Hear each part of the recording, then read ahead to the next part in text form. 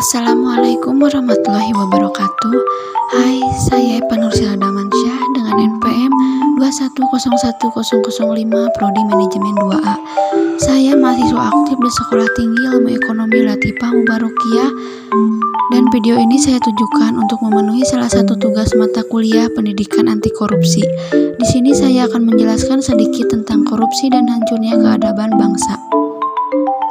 Pemerintahan yang bersih atau good governance menjadi sebuah urgensi untuk melahirkan kinerja pemerintah yang benar-benar berpihak kepada hajat hidup orang banyak. Pemerintah yang bersih menjadi sebuah penjelas bahwa roda pemerintahan benar-benar dijalankan secara benar. Tidak ada kerja-kerja yang menyimpang yang kemudian merusak hati nurani publik.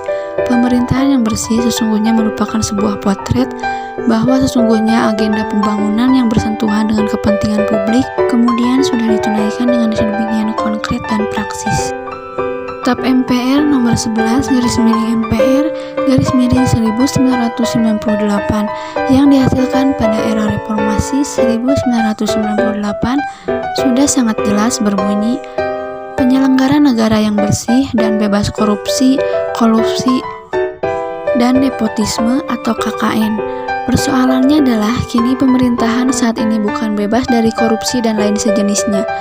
Justru pemerintahan saat ini semakin dihuni oleh para manusia yang berhati culas, fisik, dan berpikir sempit.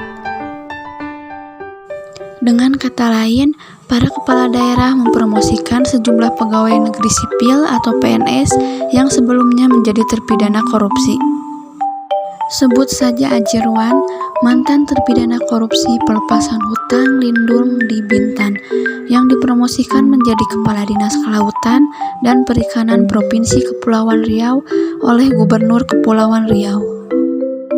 Selanjutnya Raja Faisal Yusuf, mantan napi korupsi pembangunan Gedung Serbaguna Tanjung Pinang yang dipromosikan menjadi Kepala Badan Pelayanan dan Perizinan Terpadu Tanjung Pinang oleh Bupati Tanjung Pinang.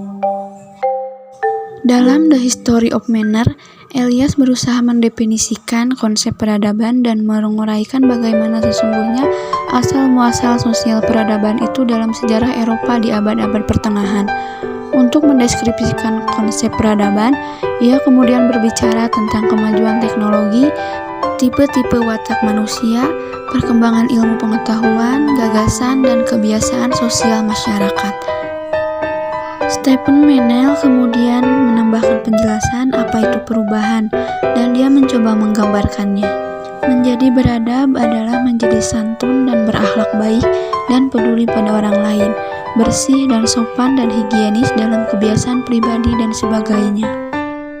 Apa yang disampaikan baik oleh Meynell maupun Elias setidaknya memberikan sebuah interpretasi bahwa peradaban adalah sebuah kemajuan yang dicapai sebuah bangsa. Persoalannya adalah sebagaimana bangsa ini disebut beradab dan memiliki peradaban tinggi, sementara prestasi yang dilahirkan Republik tercinta ini sangat jauh dari harapan publik. Korupsi dan para pelakunya sudah tidak mengenal mana baik dan buruk, mana benar dan salah, dan begitu seterusnya. Korupsi sudah menjadi sebuah tempat yang dipandang benar untuk dikerjakan oleh para penyelenggara di Republik tercinta ini. Karena ketika ada orang jujur yang mau berkata tidak untuk berkorupsi, justru ia kemudian dimusuhi, disingkirkan, dan dipinggirkan. Orang baik sudah dibuang jauh-jauh dalam lingkungan kehidupan penyelenggara pelayanan Republik. Redupnya masa depan bangsa. Salah satu keberantakan yang parah dan kini sedang menjadi pusat perhatian adalah korupsi. Pada tahun 1967, Jenderal Abdul Haris Nasution sudah mulai mengkhawatirkan perkembangan korupsi dan mengingatkan bahwa jika korupsi terus dibiarkan, maka ini akan sangat berbahaya bagi masa depan bangsa. Ternyata, prognosis tersebut kemudian menjadi kenyataan saat ini. Kita telah memasuki tahap kedua dari ramalan itu. Korupsi sudah meluas. Kemudian muncul sebuah pertanyaan, mengapa negeri ini tidak pernah bebas dari korupsi dan kemudian menyebabkan bangsa ini terus-menerus berada dalam masa depan yang redup? Tiadanya semangat hidup bersama sebagai anak bangsa untuk jangka panjang dan semangat melakukan perubahan demi visi itu mencerminkan berjalannya roda kehidupan hanya sekedar putaran roda itu saja, bukan ke arah mana roda itu berputar, mengapa roda itu berputar, dan bagaimana roda itu berputar. Tentu apa yang sedang digelisahkan tersebut setidaknya memberikan sebuah gambaran bahwa bagaimana masa depan bangsa ini akan menjadi cerah dan tercerahkan ketika para manusia di Republik tercinta ini sudah tidak memiliki idealisme dalam rangka memperjuangkan kepentingan bangsa di atas segala-galanya. Berikut ada beberapa indikator yang menandakan bangsa menjadi redup dalam meraih cita-cita masa depan. Yang pertama, hilangnya keinginan untuk berbuat yang lebih baik. Mengapa bangsa ini tidak dan belum mampu keluar dari berbagai persoalan, mulai dari lemahnya penegakan hukum, ekonomi yang lebih mendukung kaum kaya, dan lain seterusnya.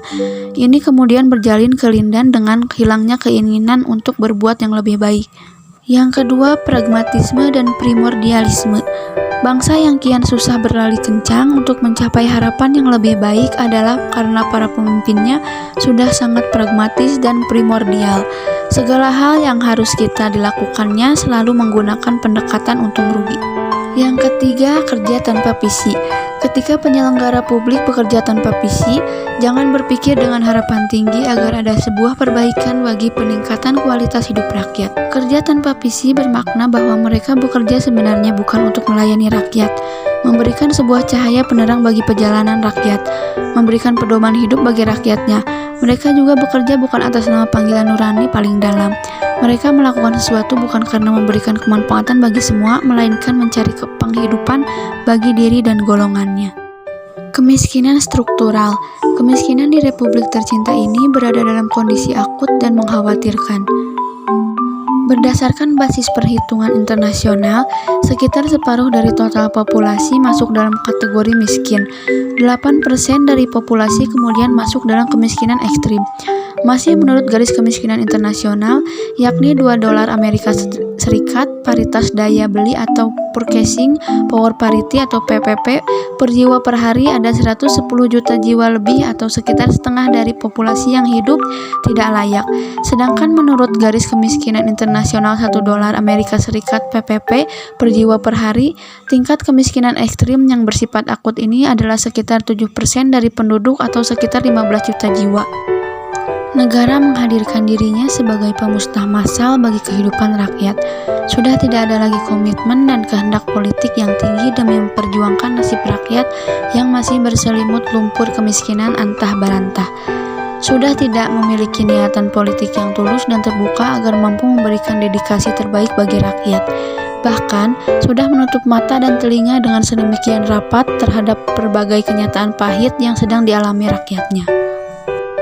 Mungkin cukup sekian dari saya, mohon maaf bila ada kesalahan. Wabillahi taufiq wal hidayah. Wassalamualaikum warahmatullahi wabarakatuh.